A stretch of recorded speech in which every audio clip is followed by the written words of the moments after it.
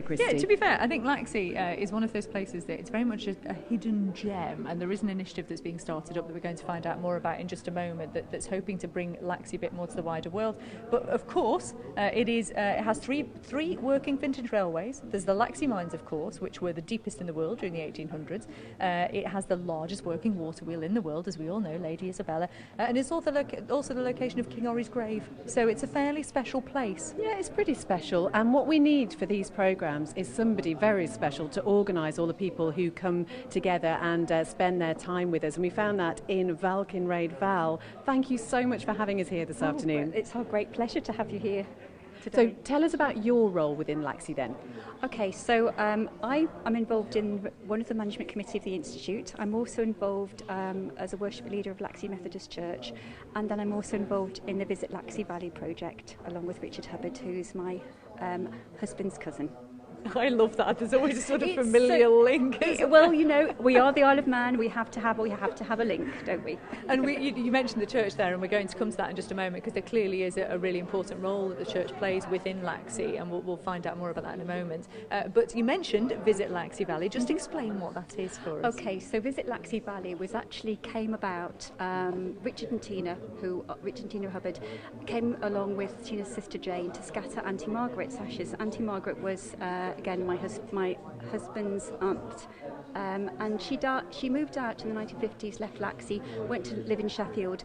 All her life her heart has been in Laxey, and sadly when her husband died she was too poorly to come back to Laxey, so she unfortunately developed dementia, and in the last few years she lived in Laxey, and so they came to scatter her ashes. And Richard is a geologist. He was chief geologist for BP, and he's always been interested in Laxey as a mining sort of village, and said, oh, wouldn't it be absolutely wonderful if we could have a mining museum here like you have around the world. And so he spoke to Edmund Southworth, and Edmund said, well, actually, have you thought about heritage? So Richard came away, and so Richard and Tina and my husband Edwin Kinrade and I sat down and thought, what could we do? What would be a really good memorial for Auntie Margaret? And so we've hit upon the Laxey Valley Heritage Trail. I love that this all stemmed from Auntie Margaret. How absolutely wonderful is that? And there's a lot involved in this, isn't there? Because there's a film and all sorts going on, isn't there? Yes, there is. So our aim is to attract people to come to Laxey, so to attract visitors and actually people from around the Isle of Man, because it's a long day out for coming from somewhere like Port St Mary to Laxey. It's at least 20 minutes, you know. When we come from Peel, we bring our own sandwiches, we do. Right, so we want to encourage people to spend a full day in Laxey and explore the gems around the village. We're advertising on Visit Isle of Man, and also, and this is really interesting, Julia Bradbury's her outdoor guide, we're advertising that as well. Richard wrote to Julia and said, look, you know, we're doing this Visit Laxey Valley, would you like to sort of be part of it? And they wrote back and said, yes, send us all the details. And so they have a huge audience, and I know she was very impressed when she came to Laxey previously. So our new Captain Rowe greeting, which stars Chris Kane as Captain Rowe, was sponsored by the Donald Collister Trust, which is administered by Edmund and the Manx National Heritage. And so in the short greeting video, Captain Rowe is going to welcome people, and he's going to tell them something about the mine, and then we're going to have the 10 things to see and do, which is in a little leaflet that we have.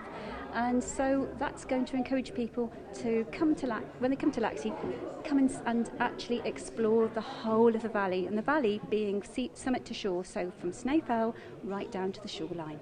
And what's wonderful about this is it really does feel like the whole of Laxey is behind it, doesn't it? Oh, it really does. And we mentioned as well there that the church is very much a sort of hub really in Laxey, and we're joined now by Reverend Joe Dudley. In fact, the church itself has quite an important part to play in this Visit Laxey Valley initiative, doesn't it, Joe? Yes, it certainly does. It was last September when the Archdeacon had been to the village church, Christ Church, which is next to the tram station, and he had informed the PCC that if we couldn't pay our way, which means paying something like just under £40,000, there's a misapprehension that the church is rich. It isn't. It's made up with the funds that people can donate who attend. So he had been to the PCC meeting and said the parish will not be viable if you can't pay your way, and 1 or 2 other criteria. Well, we managed to fulfil the other criteria, but the actual raising the money was something that needed to be thought about. He left the church at 12 o'clock, I went for lunch, and then at 1 o'clock in through the door came a very large guy called Richard Hubbard. Now, I'd never heard of Richard Hubbard, I didn't know who he was, and he just walked in. He said, could this church be used as the welcome centre for Visit Laxey Valley? I thought, thank you, Lord, it could. And hopefully, and we pray, very prayerfully hope that it will be the way that the parish will be able to stay viable.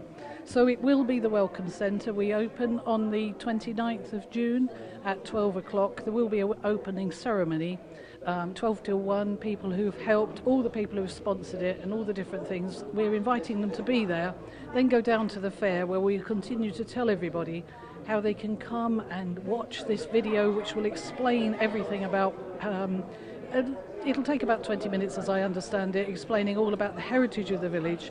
Laxey I'd never heard of some 9 years ago. I hadn't really heard of the Isle of Man, having lived in Essex and served for 30 years in Essex Police. I came over here, I've been ordained 13 years, and it's a secret, this village, but it's a secret we want to share with everybody, whether they're white-haired like me or youngsters I'm sure you'll hear from later.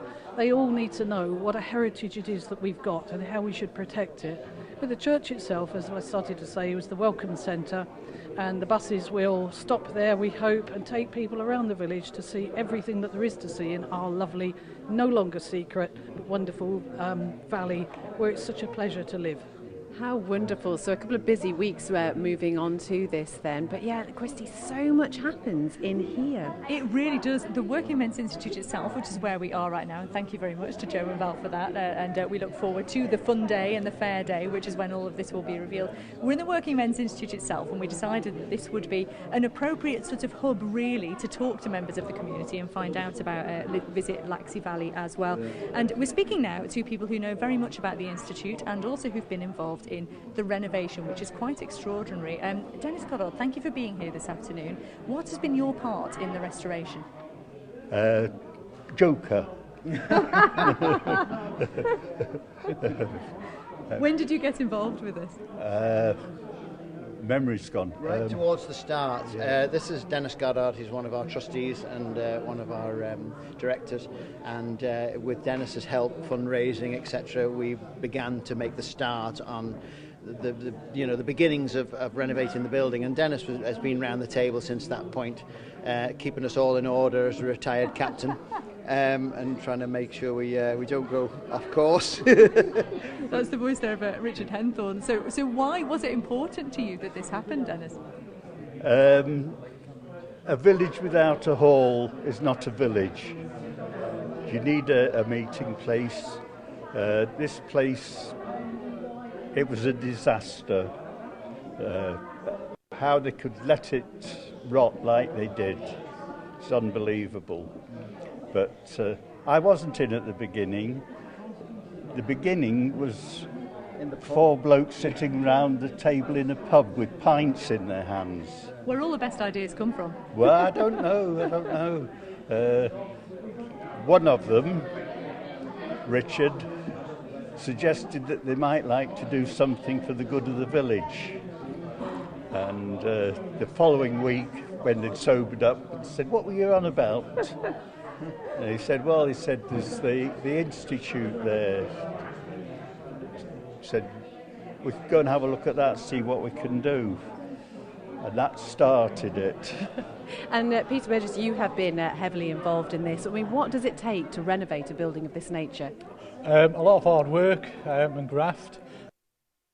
I remember one of the first days we came down here, we were spent a good, pretty much most of Saturday morning stripping all the material off the wall, which was soaking wet, chucking it out of the window and trying desperately to burn it.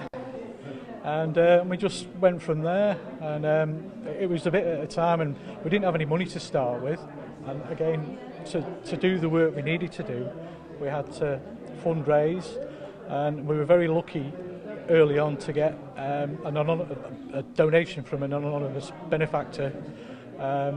And that really kick-started us, and that was enabled us to do some of the structural repairs and then it just went from there. And once people saw the enthusiasm we had for it, we just went from strength to strength. So we started in 2007 and we reopened in 2011.